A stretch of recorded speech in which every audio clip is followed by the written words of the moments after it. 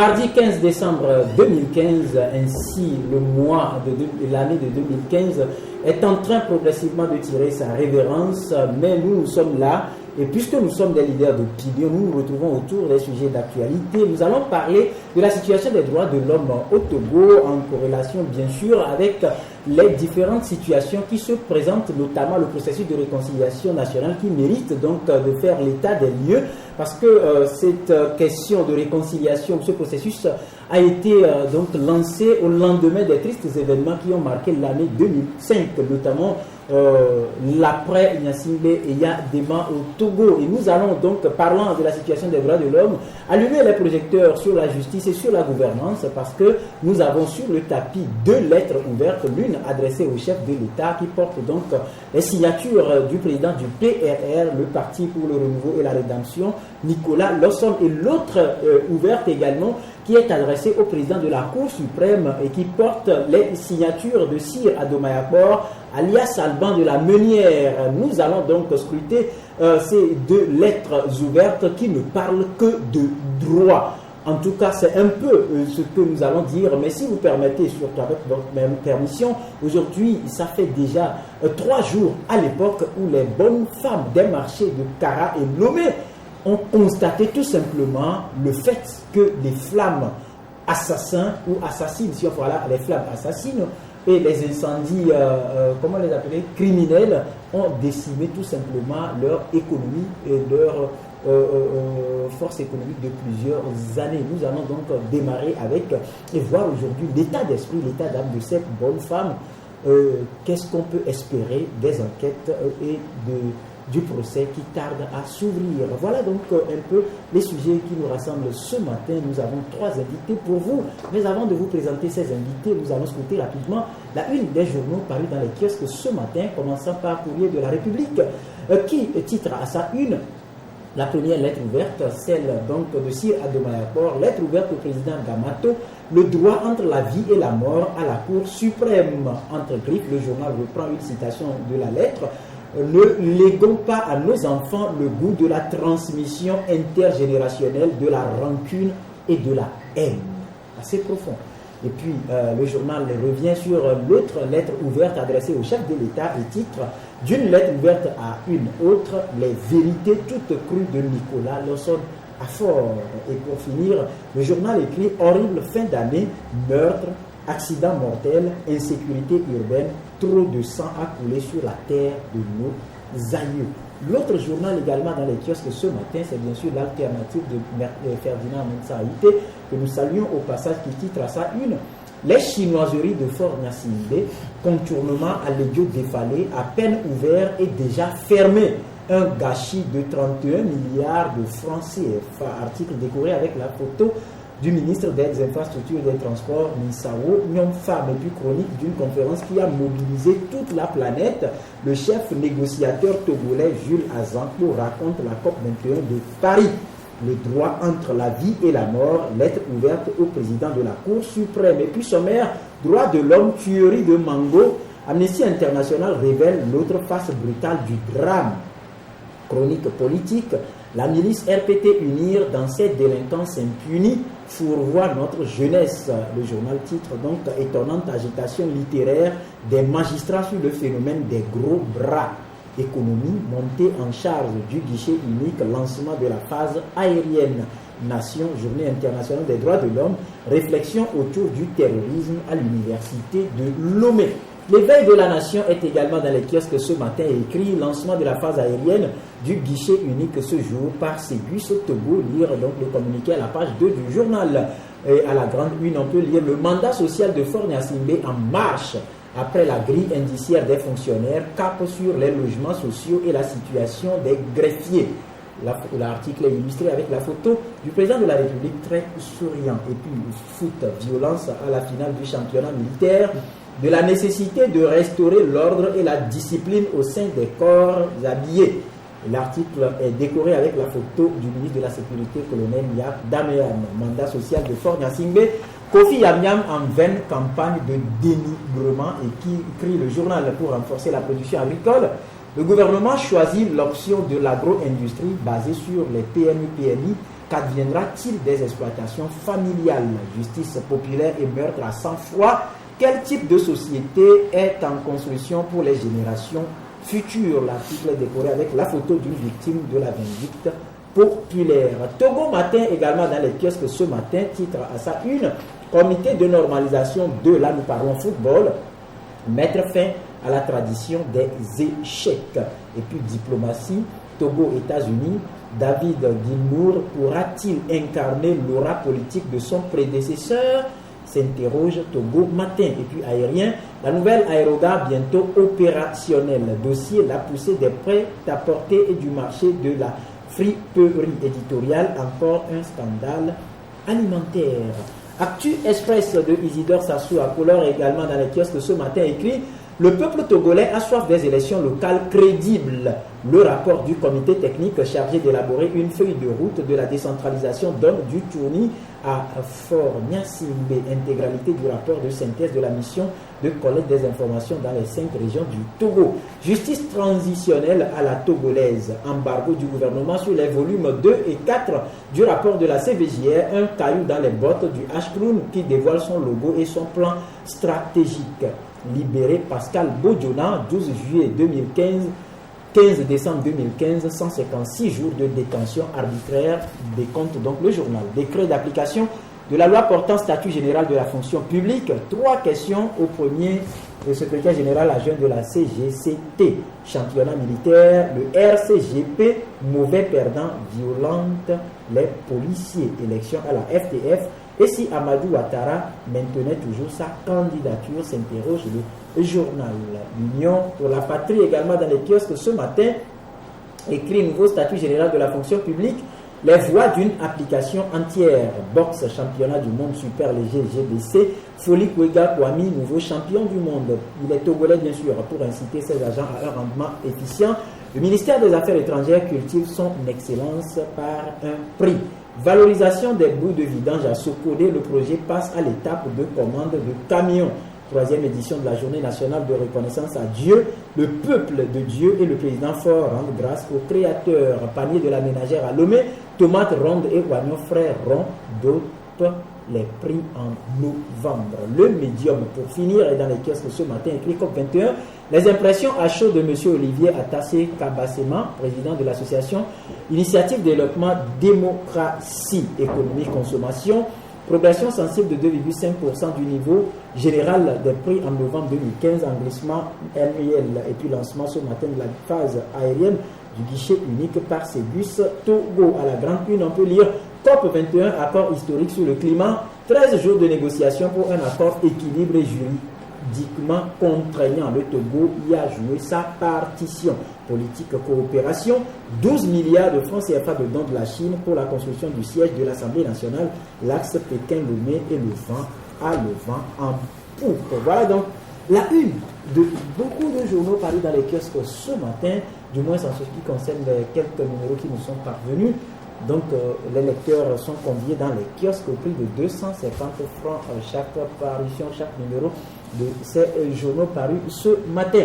Autour de moi ce matin, autour de votre plateau bien sûr, Tchakala Aliou, directeur de publication du journal Courrier de la République. Bonjour Tchakala.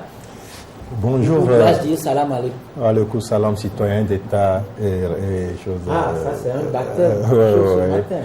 Rodrigue, et puis bonjour à toutes les citoyens et à tous les citoyens d'État qui nous suivent en ce moment. Voilà, et nous avons Idelphonse Apaki, il est le responsable ici au Togo de l'agence togovision.com. Bonjour Idelphonse. Bonjour Rodrigue et bonjour à tout le monde. Et puis Eli Bensa, il est le directeur à l'information de l'agence laverte.org. Bonjour Eli. Bonjour les auditeurs, bonjour les téléspectateurs, internautes, bonjour tout le monde et merci de nous accueillir. Et voilà, une fois encore, nous donnons rendez-vous à tous ceux qui nous suivent sur les écrans de la télévision Espoir 47 et bien sûr sur les ondes de la radio KMTB, que nous sommes également suivis à Palimé via les ondes de radio VGK Nero, la radio Lumière, et sur le web, le www.ebenradio.com, www.togovision.com et puis www.laverte.org. D'entrée, je reste avec vous, Idelphonse Apaki.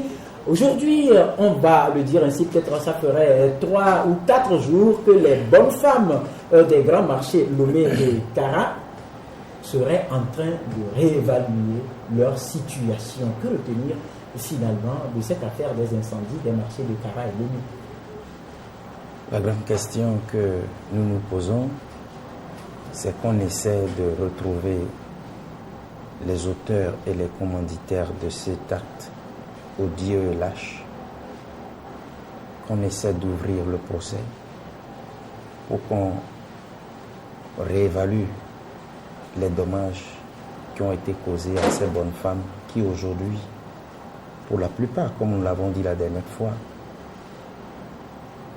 pour certaines qui ont quitté cette vie parce qu'ayant souffert de l'inattendu, de cet incendie criminel, et pour d'autres qui sont devenus des malades à vie, et pour d'autres encore qui sont devenus des femmes, des folles, puisque nous avons entendu la dernière fois l'une des responsables d'une association qui regroupe à son sein, qui a fait cas de certaines femmes qui sont devenues folles pour la simple raison qu'elles sont allées emprunter de l'argent dans des banques de la place et qui aujourd'hui se retrouvent avec 0 franc.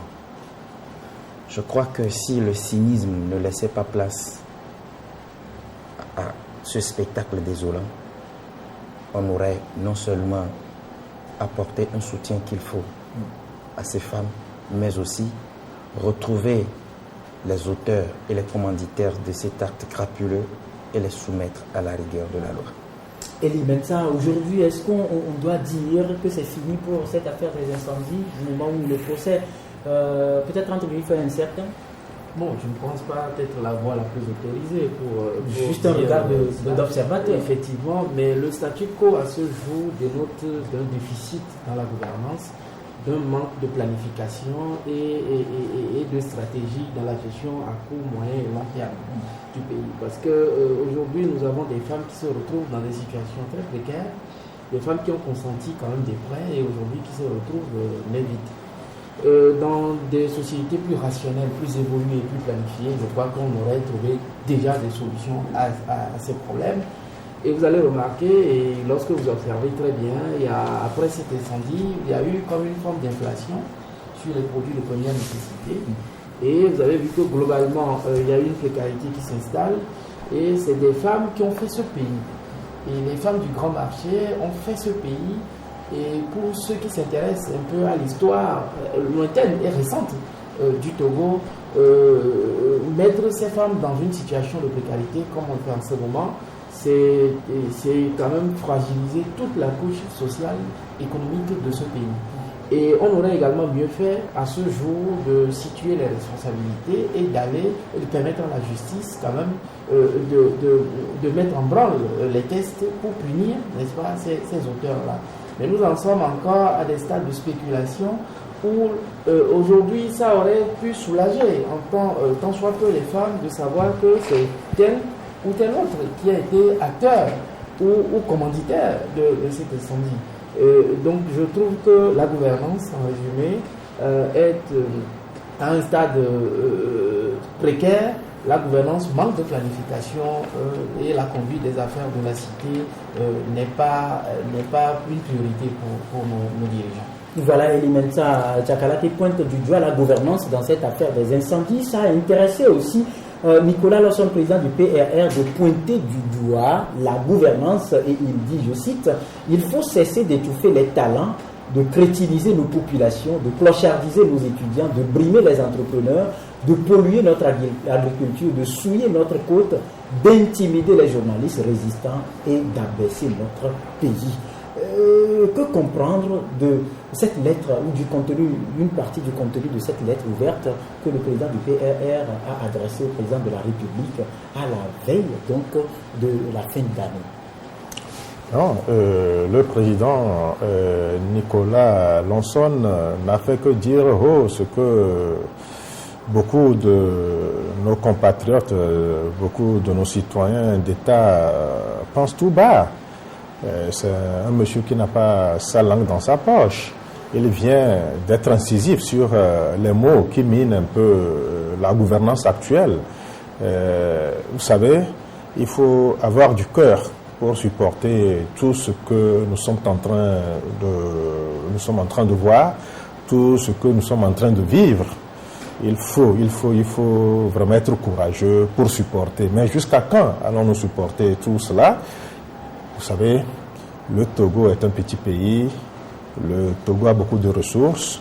Si aujourd'hui certaines voix autorisées sortent pour crier leur ras-le-bol, c'est que ils en ont eu pour leur dose et ils voudraient voir cette fâcheuse tendance s'inverser. Mais malheureusement, on a comme cette impression que certains se complaisent dans ce mal, certains se complaisent dans ces viles manières d'opérer et de voir un peu la chose. Le mal togolais, il vient de l'énumérer, c'est cette joie, c'est ce plaisir qu'on ressent de voir son prochain dans une situation d'infortune. Il a dit haut et fort, et c'est extrêmement grave. À cette allure, on ne peut pas atteindre ce que nous-mêmes nous voulons, ce que nous professons tout le temps. Et dire que le Togo en 2030 sera un pays émergent, il va falloir quand même que nous fassions un acte de contrition, nous reconnaissons un peu nos défauts et que nous prenions autrui comme si c'était nous-mêmes. On ne doit pas opérer comme si nous étions dans une jungle où les plus forts triompheront des faibles, où la justice sera mise de côté pour faire valoir le droit des plus forts d'un anti. Donc je crois que cette lettre ouverte, loin que cela soit mal perçu dans certains milieux, ça devra plutôt permettre à ces gens-là, surtout les gouvernants, de rectifier le tir et de donner quand même une chance à ce pays-là de prospérer.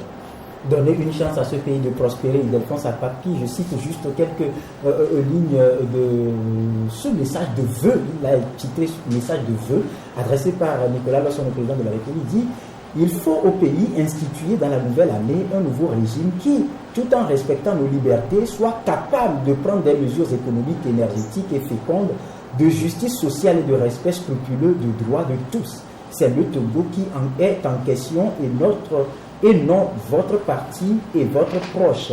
Vous ne devez pas continuer à présider au sommet des Togolais et au déclin irrémédiable de notre patrie.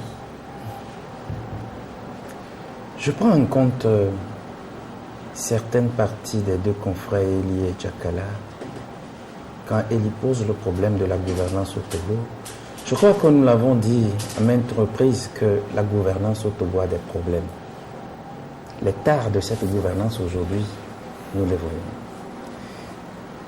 Et quand je me réfère un tout petit peu au propos de Djakala, Nicolas Losson n'a fait que dire très haut ce que tout le monde pense très bas. Aujourd'hui, on doit se rendre compte que sur toute la ligne, ça ne marche pas. Lorsqu'on érige l'impunité en système de gouvernement, lorsqu'on remet en cause sa parole donnée, lorsqu'on instrumentalise la justice, et que sais-je encore, on ne peut qu'arriver à ce tableau qui est peint de noir par Nicolas Losson. Je crois très bien que, en face d'un gouvernement responsable, ce gouvernement-là, c'est celui qui anticipe surtout les crises et bien d'autres choses. Mais si tel n'est pas le cas, c'est bonjour les dégâts. Les exemples sont là. Prenons juste l'incendie des marchés du Togo.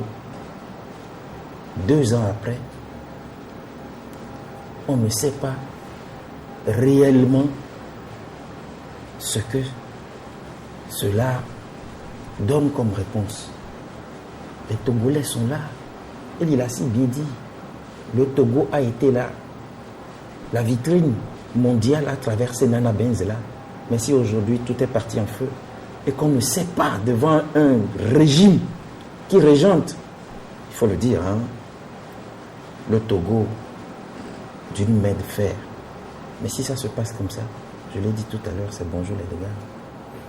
Bonjour les dégâts. En tout cas, dans son courrier, vous allez constater que le président Nicolas Losson il voudrait dire quelque part qu'il est inutile de défiler devant le chef de l'État pour lui présenter les vœux, mais plutôt de lui transcrire, puisque les paroles s'envolent, les écrits restants, donc demeurant, transcrire donc ses pensées dans une lettre ouverte au président pour qu'il puisse peut-être en méditer les lignes. Et ici, vous parcourez un peu, vous comprenez qu'il a pris par exemple en compte le fonctionnement de la justice. Il a parlé, il a recommandé la libération des détenus, notamment les détenus des droits communs, des détenus politiques. Il a cité le nom de Pascal Akousoulel-Mbodjona. Il a parlé de l'indemnisation des victimes des incendies criminels. Il a parlé de l'indemnisation des parents de ces victimes, des victimes des crimes politiques dans le pays, des violences, il dit, du régime. Et puis, il dit, je cite, le H-Crime n'a pas lieu d'être tant que vous n'êtes pas réconcilié avec votre demi-frère Pacha Gnassingbé. C'est assez profond. C'est profond. Je voudrais ici souligner la grandeur d'esprit de M. Lassana Nicolas. C'est un monsieur que je respecte. Quoique il a sa façon et ses manières d'exprimer ses idées, mais je crois que c'est dans la nature de l'homme.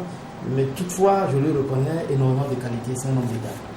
J'aurais également aimé que, au-delà, parallèlement à cette lettre ouverte, que M. Nicolas Lassana puisse quand même aller exprimer ses vœux au chef de l'État. Ça également, ça serait... Est-ce que ne dira pas qu'il est vendu? Non, je crois qu'il faut dépasser ce cap-là. Je crois qu'il faut transcender ces préjugés et ces idées reçues. Aujourd'hui, les adversaires politiques ne sont pas des ennemis. Et l'alternance tant souhaitée par l'opposition passera par là, systématiquement. Je crois que nul ne peut aujourd'hui dire aux Togolais que c'est en méprisant l'autre, absolument, que nous irons à des réformes dans ce pays. Donc je crois, j'aurais aimé, en plus de cette lettre, que M. Nicolas Lassana, de façon régulière et républicaine, puisse aller quand même souhaiter les vœux les meilleurs au président de la République. Au-delà de ça, excusez-moi, je voudrais également souligner un aspect. Si M. Pascal Mbodjona était toujours du bateau Unir, nous n'en serons pas là. Et je voudrais... Je sais qu'il y a quand même des intellectuels, encore que intellectuels, c'est le savoir et la sagesse, en addition, qui font l'intellectuel. Ce n'est pas les diplômes qui font de l'homme un intellectuel. Je sais qu'il y a d'éminents intellectuels au niveau du NIR, mais s'ils ont le recul nécessaire, ils pourront observer que depuis que M. Akousoulel-Mbodjona a quitté le bateau a coulé un petit peu. Et il n'est pas indispensable. Nul n'est indispensable, mais il y a des hommes qui sont nés pour certaines choses. Il y a des hommes qui sont imbus de certaines pratiques. Il y a des hommes qui ont des ressources et qui sont difficiles remplaçables. Je ne voudrais pas aller sur les détails comme l'exemple, il y a Nelson Mandela. Il est difficile de remplacer Nelson Mandela. Donc c'est en cela que je dis que monsieur, on aurait mieux fait de sortir M. Akousoulel-Mbodjona de cette difficulté-là pour permettre au bateau Unir de retrouver son équilibre. Vous pensez qu'on doit le remettre dans le système? Dans le système, parce que c'est quelqu'un qui avait toujours des mots pour dire de vilaines choses, entre guillemets. C'est quelqu'un qui avait toujours la manière, et dans l'approche, ce n'est pas du frontal, et avec une certaine diplomatie et subtilité qui arrivait à arracher quand même des choses à l'opposition, qui leur donnait également des opportunités, mais qui savait refermer. Il y avait de l'échange, il y avait une dynamique qui était là, et l'émulation là permettait quand même de proposer, permettait quand même de rendre vivable et viable le débat politique. Et à un moment donné, lorsque vous observez très bien, depuis que ce monsieur a quitté quand même la scène politique, il y a comme un statu quo, il y a comme un manque de ressources même au niveau du NIR. Et je pense que ce serait à l'actif de la gouvernance et du parti UNIR de participer rapidement à la libération de ce monsieur.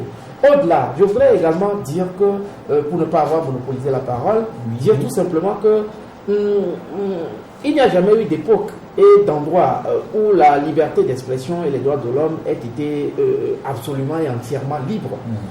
Toutefois, nous sommes dans une société évoluée. Je voudrais citer pour référence la déclaration du millénaire. En l'an 2000, les États membres des Nations Unies ont adopté une résolution dans laquelle tous ces États s'engageaient désormais à entreprendre une dynamique holistique, intégrée et commune à résoudre les problèmes qui s'opposent à nos sociétés, dans une démarche de développement de nos sociétés. Et les accords et les résolutions sont ce qu'ils sont, mais il y a eu des difficultés dans l'application. Et de 2000 à 2015 à ce jour, je crois que le Togo a franchement reculé. Le Togo a reculé. Reculé ou avancé? Le Togo a reculé. Le Togo a nettement reculé. Il faut avoir le courage de le dire. Parce que les réalités à ce jour, surtout la réalité au niveau de Mango à ce jour, reflètent le niveau des droits de l'homme dans notre pays. Il y a eu l'usage excessif, démesuré et outrecuidant, n'est-ce pas, de la force. Et ce qui a quand même montré aux yeux du monde qu'une chose est de signer des accords, une chose est de les appliquer. Le Togo est en déficit de droits de l'homme. Déficit de droits de l'homme, il y a quelque chose de très important que j'ai lu dans la lettre de... je dis bien la lettre de Nicolas Lawson parce qu'on va parler de 2 lettres. Il dit, parce qu'après 2005, après les tous événements de 2005, le gouvernement a jugé bon, ou le président de la République a jugé bon, de relancer donc les Togolais sur la piste de la réconciliation parce qu'il a compris que les murs étaient assez fissurés. Il n'y avait plus de confiance et donc on a mis en place la CVJR, Commission Vérité, Justice et Réconciliation, qui a été dirigée par un prélat. Et le prélat en fin de mission a donc remis un rapport au président de la République, lequel rapport préconise la création d'un haut commissariat qui sera chargé de la mise en œuvre des recommandations et donc le HCRUN qui, en somme, sera chargé de réconcilier les Togolais. Aujourd'hui, dans son courrier, le PRR dit: le HCRUN n'a pas lieu d'être tant que vous n'êtes pas réconcilié avec votre demi-frère Pachana Singwe. Chatala. C'est profond. Nicolas Lawson est très incisif. Il a demandé d'abord que le chef de l'État essaie de soigner sa cour avant de prétendre aller soigner tout le territoire. C'est un peu comme on le dit souvent dans nos jargons, il faut balayer sa chambre avant d'aller... Oui, justement, ça fait mal, mais je crois que c'est une vérité, c'est quelque chose de très absolu. Avant de prétendre réconcilier tous les Togolais, il faudrait que dans le cercle immédiat qu'est le cercle familial, on puisse remarquer cette réconciliation-là entre les Nyasingbe. C'est vrai, il y a une situation malheureuse qui avait prévalu au point que la famille soit arrivée à cette situation où certains se retrouvent derrière les barreaux. Mais ce n'est pas quelque chose qu'on ne peut pas changer. C'est pas quelque chose de figé qu'on ne peut pas... Est-ce facile de pardonner quelqu'un qui a pointé une arme entre griffes sur vous? C'est facile. Et Adema a eu à le faire. Lui, c'est lui, moi, c'est moi. Donc, juste pour partager un peu... Vous savez, la force des grands hommes, c'est par le cœur. C'est par ce caractère, cette hauteur-là qu'on peut prendre face à certaines situations. Mais c'est parfois qui a déjoué ce que son demi-frère préparait. C'est Dieu. C'est Dieu. Et c'est en ce Dieu qu'il devrait se confier et demander que tout se normalise. Tout se normalise entre lui. À partir du moment où il a pu prendre le dessus sur son demi-frère, c'est qu'il avait une onction des dieux. Et en continuant toujours sur la voie du pardon, je crois qu'il ne ferait que grandir aux yeux de ses concitoyens et aux yeux même de l'être suprême qu'est Dieu. Donc, être là que non, on a voulu m'enlever la vie, on a voulu perpétrer un coup de force contre ma personne, jamais je ne pardonnerai cela. C'est pas bien. Si Nicolas Lawson revient là-dessus, je crois que c'est difficile ce pas-là à faire, mais je crois que sa grandeur viendrait de cette hauteur qu'il prendrait en le faisant, en pardonnant à son demi-frère et à tous ceux-là qui seraient impliqués dans ce coup de force. Au-delà même de la personne de Pacha, il y a aussi d'autres dossiers. Effectivement. Le cas de son ancien bras droit, quoi qu'on dise, on va en parler tout à l'heure. c'était presque les jumeaux de l'État, des gens qu'on voit un peu partout. Et cette paire-là marchait bien dans le pays. On a vu toutes les avancées que la paire Fort Bodona a marqué dans le pays. Donc il y a un vide aujourd'hui parce que l'un un élément de la paire est dans une situation d'infortune. Et il faut vite réparer cela. Donc, le Ashkroun viendra effectivement pour poser des bases. Mais il faudrait que quelqu'un donne le déclic, que non, j'ai donné mon onction au Ashkroun pour que cette institution-là fasse comme il se doit son travail. Voilà ce que moi-même, qui ai institué cela, ai posé comme action forte pour que les Togolais sachent que non, nous ne sommes pas en train de blaguer, nous ne sommes pas en train d'amuser la galerie, mais nous sommes là pour marquer des pas quantitatifs et qualitatifs. Et cela passerait par le pardon, par cette libération de nos corps de certains ressentiments qui les compriment. Donc c'est dangereux. Donc ce que Nicolas Lonson a dit, il n'a pas dit quelque chose de si grave que ça. Il n'a fait que tracer la piste pour que la gouvernance de fort s'améliore. Je crois que c'est ce qu'il a eu à faire. Maintenant, s'agissant, je reviendrai sur un aspect là. Vous savez, les femmes qui ont été victimes de cet incendie, ce qui fait encore mal, c'est que ces bonnes femmes ne connaissent pas la main ou bien les mains qui ont frappé. Si elles avaient su qui a fait ci ou ça dans ce dossier-là, elle sera un peu soulagée. Donc il y a un imbroglio autour de la chose. Tantôt c'est le procureur qui sort pour peut-être bluffer l'opinion que non, le dossier est clos. Mais quel dossier est clos et puis plus de 2 ans après, on n'arrive même pas à amorcer le procès. Là c'est extrêmement grave. Ce procureur qui a eu à le dire devant les médias, devant les projecteurs de caméra et les enregistreurs, on le démettrait. De quel dossier il disposait? Il prétendait que le dossier est clos et jusqu'alors, on ne voit même pas le début de procès. C'est ça qui est encore en train de meurtrir ces bonnes femmes qui, certaines ont déjà perdu la vie, mais d'autres deviennent folles. Parce que certaines femmes peuvent être là, très lucides, mais à partir du moment où elles se rendent compte de ce qu'elles avaient vécu, là, tout change dans leur tête. Et puis bon, cette situation de folie-là les gagne. Donc je crois que dans un pays normal, il y a des choses qu'il faut vider peu importe, même si c'est dans mon camp que cela s'est fait, s'il faut que ça passe par là pour réparer certains torts, il faut le faire, sans état d'âme. Sans état d'âme. Alors, Ildefonse Apaki, un bon chrétien, est-ce que vous pensez qu'on peut advenir un jour au Togo, puisque Dieu étant en première ligne de la constitution togolaise, la loi fondamentale, qu'on puisse assister à ce qu'on dit chez les chrétiens, le destin de l'enfant ou du brebis égaré? Vous savez que je suis quelquefois gêné, et j'ai été gêné, et j'ai ressenti un tressaillement électrique dans le ventre la dernière fois quand j'ai vu le chef de l'État au stade de Kégué. Pourquoi? J'ai pu comprendre qu'ils sont allés adorer Dieu, ils sont allés louer Dieu, pour ils sont allés rendre grâce. Témoigner ses reconnaissances surtout, parce que ça n'a pas été facile l'année 2015, mais Dieu l'a rendu possible. Mais ce qui me dérange, moi, et dont je me pose 1001 questions, c'est que, est-ce que nous craignons vraiment Dieu au Togo? Est-ce que nous avons cette crainte Qu'est-ce qui vous fait de ce Dieu? Cette question? Lorsque, impunément, toutes ces forces de sécurité et de défense qui sont censées exercer, comme cela se doit, leur mission régalienne, se mettent à ôter la vie impunément à des citoyens qui ne font juste que valoir leurs droits, on doit se poser des questions, parce que dans les 10 commandements de Dieu, Dieu a dit ne tuez pas.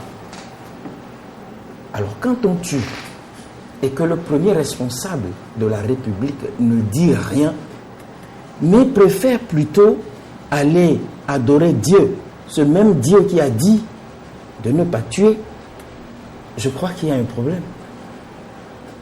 Monsieur Nicolas Lonson, j'apprécie son courage, parce que plus que jamais, le tissu social togolais est trop déchiré. Je serais peut-être mal compris par le confrère Eli quand je dirais que il n'est pas besoin qu'on aille serrer la main au chef de l'État.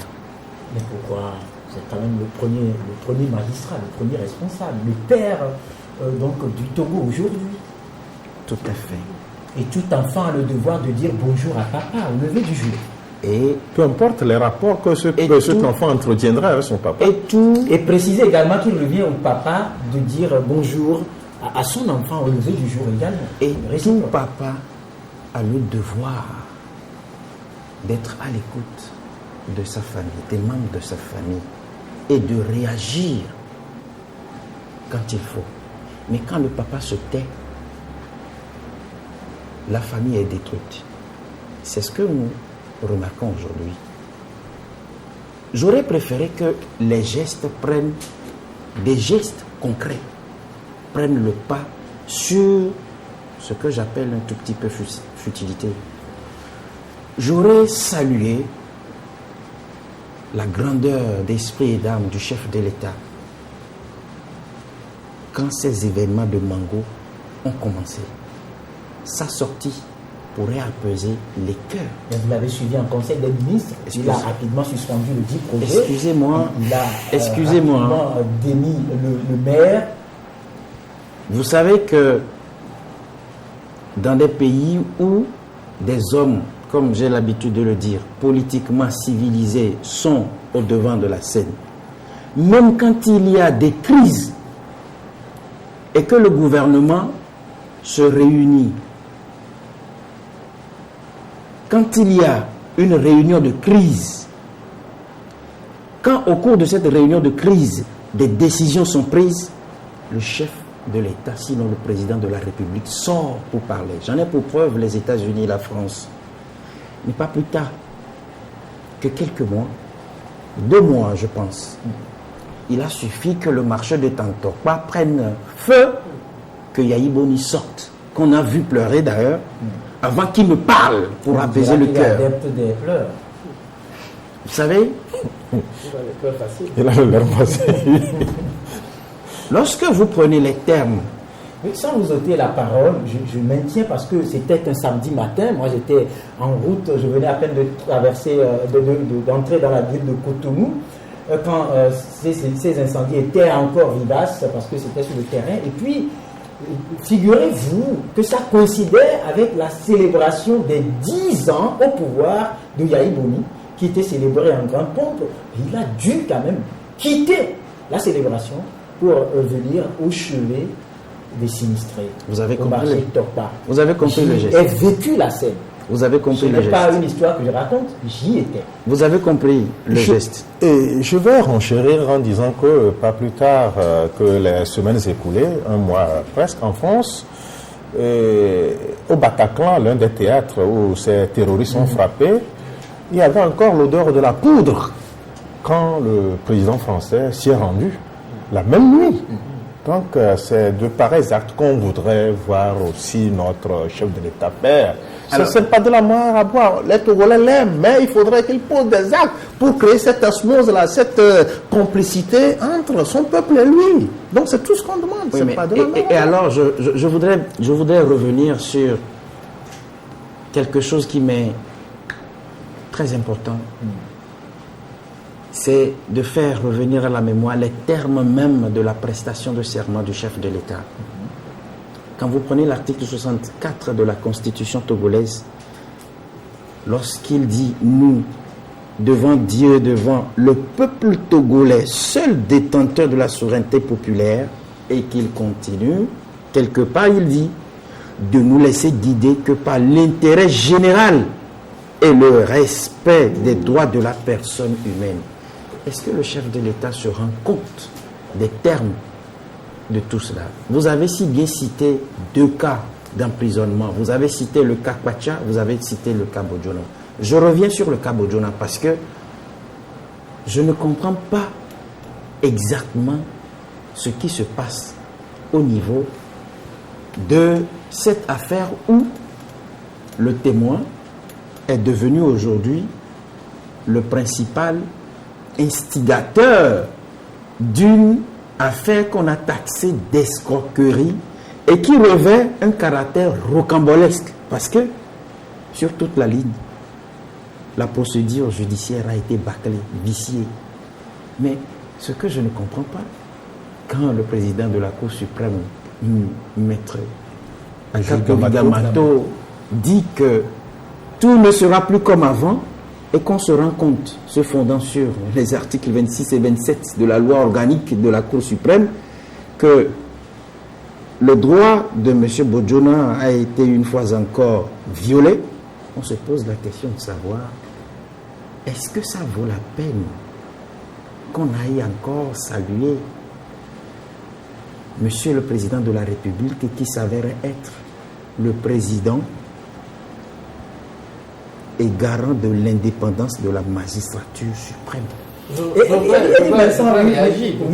Mais avant, permettez, parce que je vais rapidement, puisqu'il a introduit par rapport à la Cour suprême et par rapport au dossier Pascal Akosumelu Bojona, ou si vous voulez, dossier d'escroquerie internationale, si Adomayakor, dans sa lettre ouverte, écrit quelque part quelque chose de très important que j'aimerais partager avec vous, il dit, quand on dit le droit, on est en harmonie avec la nature, et quand on agresse les fondements pour lesquels on a prêté serment, on devient de ce fait un épouvantail qui fait fuir le faible, le pauvre, l'aveugle et l'orphelin.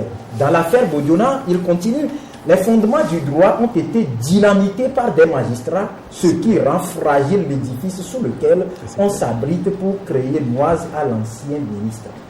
Le président de la Cour suprême, le juge Patrice Akakovi Damato, à l'installation des membres du comité supérieur de la magistrature, nous avait émerveillés par l'allocution qu'il avait prononcée. Un état des lieux sans déplaisance avait été dressé de la justice et mieux encore, une assurance avait été donnée au peuple que rien ne sera plus comme avant.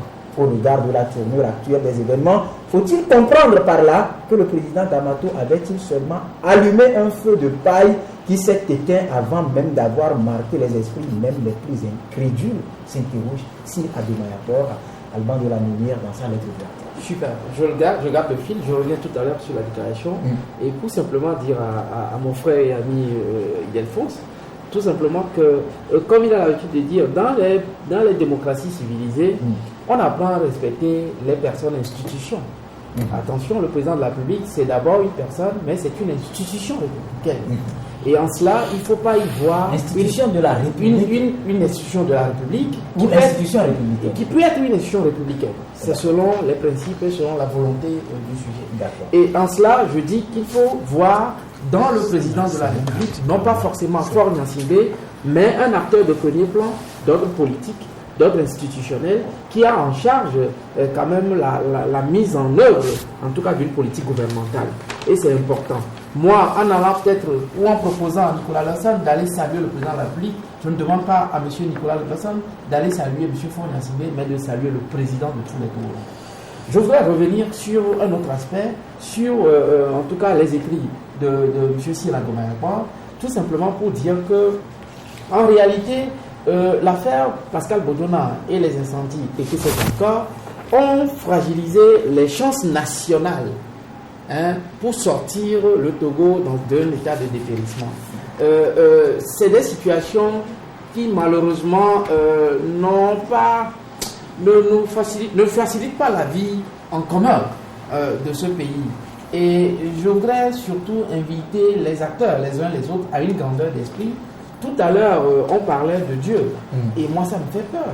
Ça me fait peur lorsque le politique s'accapare de la notion de Dieu et fait les choses en son nom.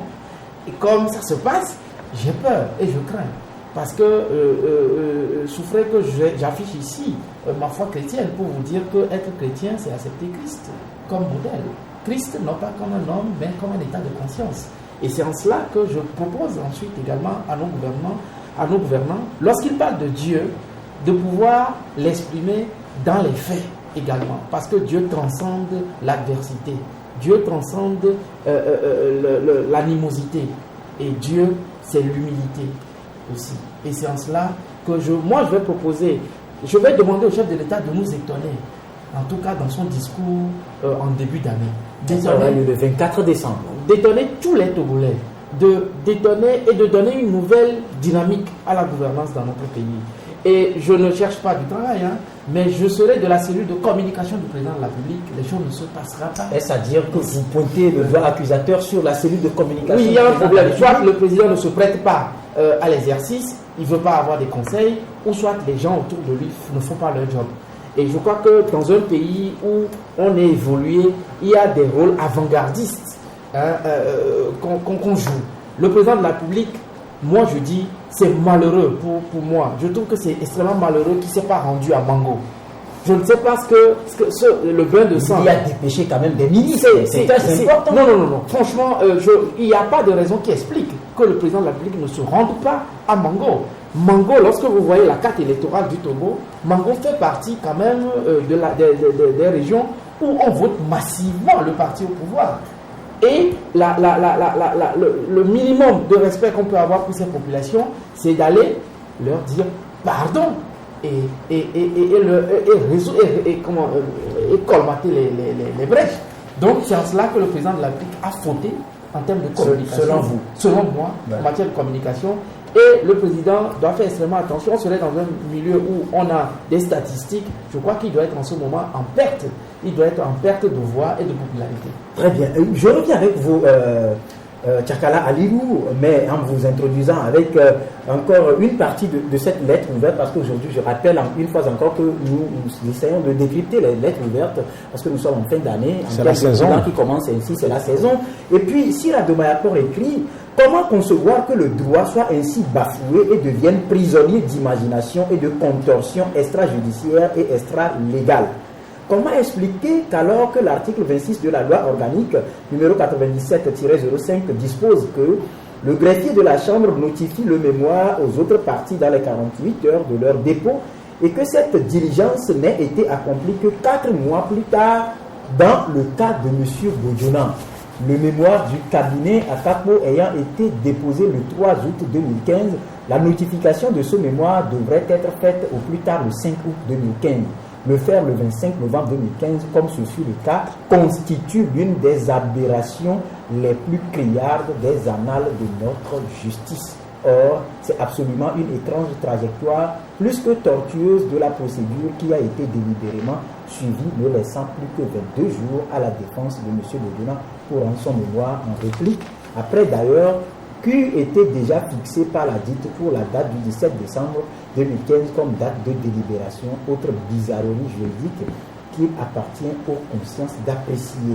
Alors, Tchakala, au vu de cette citation, doit-on dire aujourd'hui que la justice piétine un tout petit peu le processus de réconciliation et la situation des droits de l'homme au Togo? Non, ça c'est plus qu'une évidence. Et la lettre ouverte de Sir Domayakor au président Gamato vient quand même montrer toutes les contorsions. Le droit, à ce qu'on sache, c'est une science exacte. Et il n'appartient pas à nos magistrats de fabriquer le droit. Le droit existe, on leur demande de l'appliquer. Mais ce qui est grave et extrêmement ahurissant et affreux pour nous, les justiciables, c'est que quand la Cour suprême aussi se mêle à ce macabre jeu, à ce jeu de dynamiter les fondements même sur lesquels cette haute juridiction se repose. Tout ce qui est faux l'est. On ne peut pas, quand la base est mal ficelée, cela se répercute sur le sommet. Mais ici, le juge Gamato a prononcé un discours qui, quand même, a donné un brin d'espoir aux Togolais que finalement, les choses ne seront plus comme avant. Parce que c'est le président de la Cour suprême qui l'a dit. Mais moins de 2 ou 3 semaines après, c'est la même Cour, cette supra-Cour, qui s'adonne à ce viol des textes. Là, c'est extrêmement grave. Qu'on nous dise aujourd'hui, on n'est pas en train de nous apitoyer sur le cas du ministre, mais on se demande si un jour, nous aussi, nous étions dans cette situation d'infortune. C'est la même sentence, c'est la même contorsion que nous serons appliquées. Et même ceux aujourd'hui qui tirent les ficelles dans l'ombre, on ne sait jamais. Les voies de Dieu, on n'arrive jamais à les sonder. Si les mêmes aussi venaient à être dans cette situation et que cela aussi venait à leur appliquer, c'est haut et fort qu'on criera à haut sur cette cour. Aujourd'hui, c'est clair et net. C'est pas pour les beaux yeux de quelqu'un que nous sommes en train de vouloir que le droit se dise. c'est pour l'image même de notre justice, c'est pour même l'image de notre pays. Quand tout le temps, nous sommes obligés de nous référer à certaines juridictions sous-régionales pour que le droit nous soit dit, c'est extrêmement dangereux. On se demande où allons-nous? Là, le pays devient de ce fait, par cette dérive au niveau de la justice, comme cet épouvantail qui fera fuir tout le monde. Les opérateurs économiques, tout ce que nous avions bâti, quand il n'y a pas de justice, ça coule comme du beurre au soleil. Donc, on veut que le droit se dise dans toute sa forme. Si ce dossier-là, je crois qu'on rendrait service à la justice de démonter tout et de libérer certaines consciences en disant le droit. Buju-na, c'est d'ici le 17. Et vivement que le droit l'emporte sur toutes les autres considérations et c'est l'image du pays qui grandirait. Ça ne serait pas la victoire de Buju-na et l'échec de la justice ou bien l'échec de X ou Y, non. C'est la justice qui grandirait, qui prendrait un bon coup. Donc vivement qu'on en arrive à cela. Très bien, on vous a assez suivi. Il nous reste 3 minutes. On va faire un tour de table. Je voudrais revenir sur un point qui m'est très important, surtout par rapport au fait qu'on mette un accent particulier sur l'institution qu'est M. Faure Gnassingbé, pour que moi, je refuse d'aller le saluer. Vous savez que je reconnais qu'il est la première. Je reconnais qu'il est la première institution de l'État togolais. Je l'ai dit tout à l'heure que je lui rappelle les termes de sa prestation de serment. Quelque part, je note aussi de nous laisser conduire en tout, en fidèle et loyal serviteur du peuple. Que sont devenues les victimes de 2005? Justement, c'est la victime. Ashkrim est là pour réparer les torts, réparer les injustices, indemniser les victimes. Non. Vous avez parlé tout à l'heure de contorsion judiciaire. Moi, je ne parlerai pas de contorsion judiciaire, mais je parlerai d'incongruité. Parce que toutes les fois qu'on a demandé aux juges, la procédure est viciée, les juges ont toujours foncé tout droit dans le mur. Mais grave, j'ai cité tout à l'heure l'article 115 qui fait du chef de l'État le garant de l'indépendance. Qu'est-ce qu'il en dit dans tous ces dossiers où la justice est en train de jouer un sale jeu en tant que garant de l'indépendance de la magistrature? Qu'est-ce qu'il en dit? Quelque part, son silence est coupable et complice. Surtout dans l'affaire Buju-na. Il a dit, je reste avec vous. Lors des campagnes en 2005, vous-même, vous savez que je ne parle pas beaucoup. 2 minutes. Et récemment, à Paris, il a dit que l'époque des discours était révolue et qu'il fallait poser des actes. Le chef de l'État pose des actes concrets. Non, mais je crois que les propos du chef de l'État sont en contradiction avec tout ce qui se passe et tous les faits et gestes qu'il pose. Je passe là-dessus. Ne soyez pas sidérés de la réaction de la Cour suprême, parce que dans une affaire qu'on a, surtout dans la même affaire, escroquerie internationale, la Cour suprême a demandé qu'on libère M. Bertin Agbar à l'époque. Mais on a vu comment l'exécutif a influencé cette décision-là. Et la donc vous voulez déjà remettre en cause ce qui sera fait le 17 ? Vous savez qu'il y a eu des investigations qui ont été faites. Et des rapports qui ont été publiés. Le dernier rapport sur les droits de l'homme, ce sont les Nations Unies qui l'a publié en 2013. Et c'est bien confirmé que l'exécutif a toujours influencé l'appareil judiciaire, le pouvoir judiciaire. Très bien. Il reste encore 60 secondes. On va partager ça très rapidement pour dire que je suis absolument d'accord avec mon frère Ildefonse. Mais j'invite également les esprits à une grandeur de vue. Et je voudrais souhaiter que l'année qui arrive, les acteurs, les décideurs politiques, la société civile, s'il y en a, et les autres démembrements ou acteurs ou leaders d'opinion puissent quand même créer un creuset dans lequel on puisse se retrouver, dans lequel on puisse permettre aux élans velléités de réconcilier l'économie, le politique, le social et l'environnement. Et il y va du développement du Togo. En tout cas, vive ce pays parce que nous l'aimons, mais seulement que les gens se dépassent pour quand même enterrer les différences et les fractures pour que le Togo grandisse. Vivement que la justice soit juste dans ce pays. Voilà, la justice soit juste dans ce pays, Tchakala.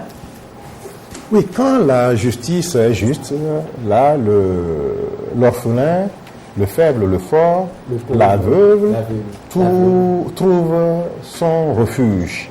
Donc, vivement que tous ces dossiers montés de toutes pièces, qui sont des dossiers montés? Non, de toutes les pas passées, il faudrait que nous ayons au procès. Si ce n'était pas monté de toutes pièces, on serait déjà allé à un procès qu'on connaîtrait tous les contours, on connaîtrait tout, qui a fait quoi et qui n'a pas fait quoi dans ce que tous ces dossiers-là qui pourrissent l'atmosphère et qui créent, ma foi, cette dislocation sociale entre les fils et filles de ce pays, on puisse trouver une issue heureuse. Je crois que les magistrats, entre-temps, Afrobaromètre avait quand même publié un rapport sur la police et la population. Ce désamour-là, il est grand, mais je demanderai aussi à cet institut de sondage-là de risquer le pas, de voir un peu le degré de confiance qui existe entre la justice et les justiciables.